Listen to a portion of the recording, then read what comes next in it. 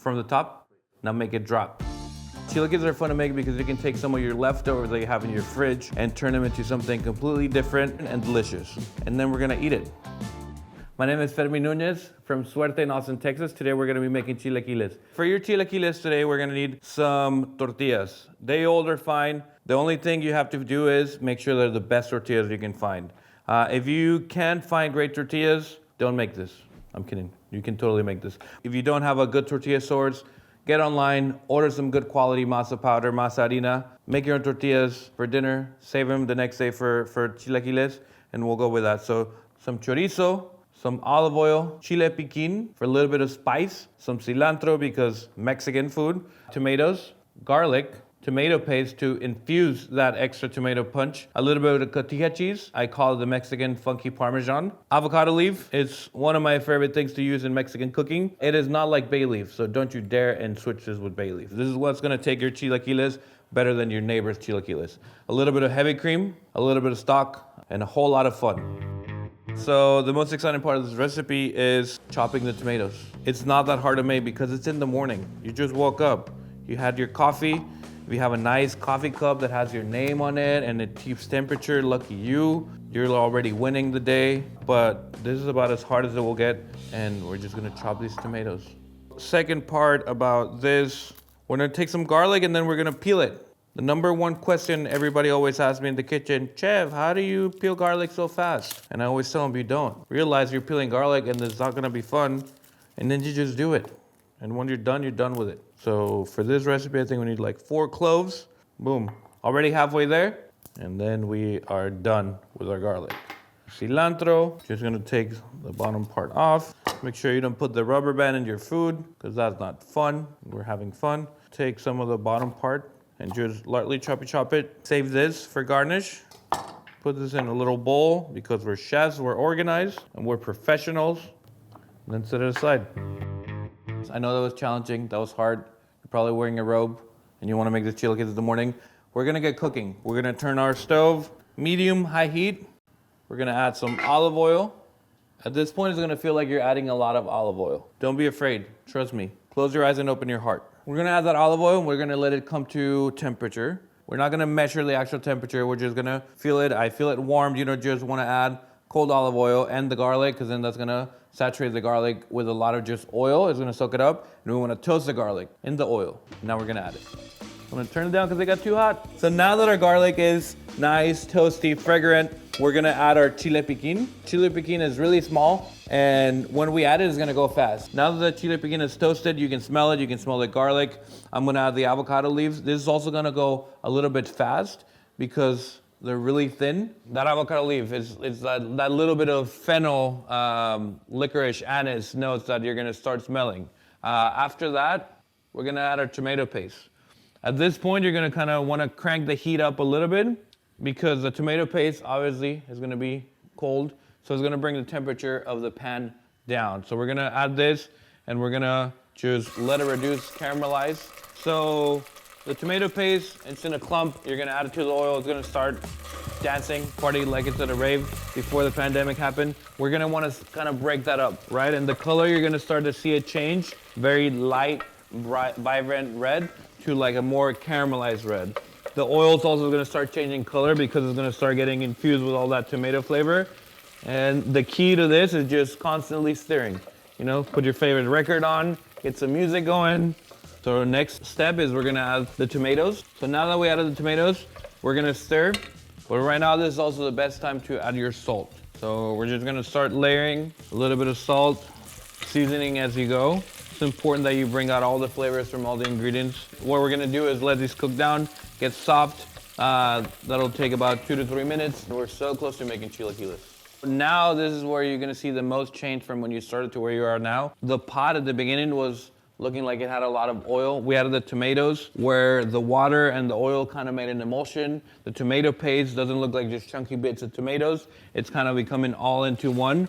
We're gonna add the pork stock straight into the heavy cream after that. We're gonna let it cook for a few minutes and then blend it. The reason why I'm letting it is because this container's a little too big. I don't wanna make a mess and have heavy cream drip everywhere. And then this video would be ruined and then you wouldn't like and subscribe, and wanna make sure you like and subscribe. So now we're just gonna let it cook down for 2 to 3 minutes. Let all the flavors kind of come together like a jacuzzi. You're just jacuzziing everything, and that's what we're doing in this pot right now. The cream has reduced down a little bit. We're gonna add a little bit of salt. So now the sauce is ready. We're taking it to the blender. Before we add the ingredients to the blender, we're gonna scoop out the 2 avocado leaves. So I have one right here. Then we're gonna go fishing for the second one. The second bay leaf, we have the second avocado leaf. Looks like it broke, but that's fine. We're gonna find the remaining piece. I found it.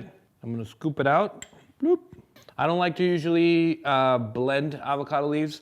They have a really thick stem that is not gonna be really nice to eat. Nothing will happen if you eat a little bit, but we're professional, so we're taking it off because that's what professional people do. Now we're gonna ladle. Ooh. So I like to usually ladle, a little bit more than half into it. And then the second half, I'm just gonna pour it. So one important thing to know about blending. If you're making this size recipe and you have a blender about this size, you're gonna be fine to blend it hot. If you're making this recipe 2 times or 3 times batch of what is in the recipe, a little bit more than 3/4 of the way, you're gonna have to wait a little bit longer to eat your chilaquiles because you're gonna have to clean the ceiling in your house. And nobody wants to do that. So we're gonna put the top on, and we're gonna start on low and then work our way to the top.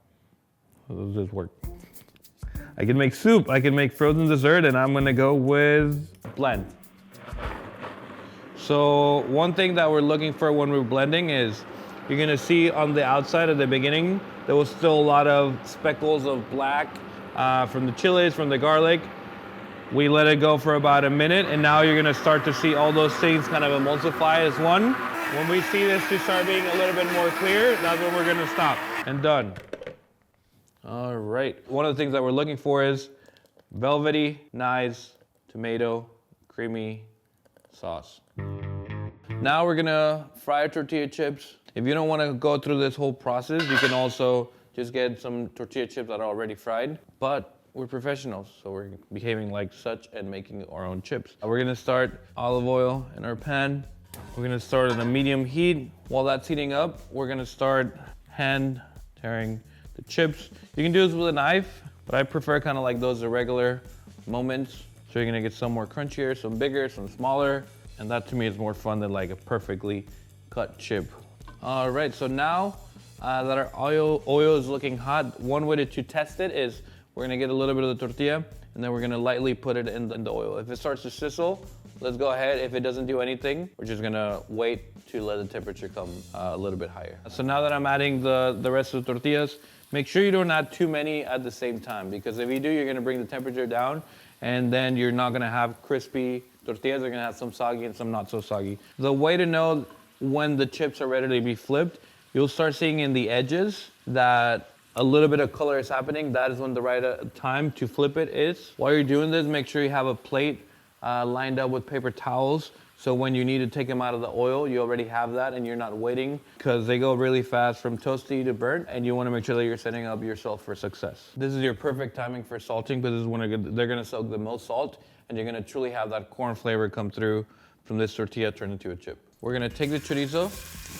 on medium-low heat, take some of this and start cooking it in batches. When you are sourcing this chorizo, go to your local butcher shop. They're probably gonna be making the best chorizo that you're gonna find. A good chorizo should have also a little bit of kick. I like to use red chorizo in this case because it's fun. So for this one, very similar to the chips, you don't wanna overcrowd the pan. Make sure you have a pan that's big enough to fit all the chorizo. So right now we're just stirring. So we wanna make sure we taste it right now to see if it's gonna need more salt or not, because this is the only time we're gonna have to actually season the chorizo. Now, as you can see in the pot, the chorizo is fully cooked. It's released a little bit of that oil and fat. That's all gonna be really nice and flavorful. Next, I'm gonna add sauce. This is gonna bubble up. All that oil that was in the pan from the chorizo is now getting emulsified. We're gonna add the chips. We wanna make this fast, so you don't lose a lot of that crunchiness. You're gonna have a little bit soggy, crispy chip, and we wanna just lightly stir, turn off the heat to make sure that every chip is coated, and then we're ready to eat. All right, now it's time to plate our chilaquiles. You can put as much or as little as you want, depends on how hungry or hungover you are. That's totally fine. Think of it like breakfast nachos. We're gonna finish tortilla cheese, a little bit of cilantro that we chopped, and that's about it. All right, so we're done. Chilaquiles, we made them. You can make them any day of the week, preferably in the morning. It was super easy to make. The hardest thing was to choppy those tomatoes. I'm excited to try this because they're gonna be spicy, they're gonna be savory, they're gonna be cheesy, and they're gonna taste like corn. Boom. Definitely doesn't suck. Taste the chorizo, taste the corn.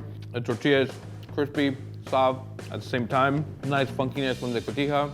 Yeah, this is great. You should do it. Have fun. Fermín Núñez from Suerte in Austin, Texas. We'll see you next time.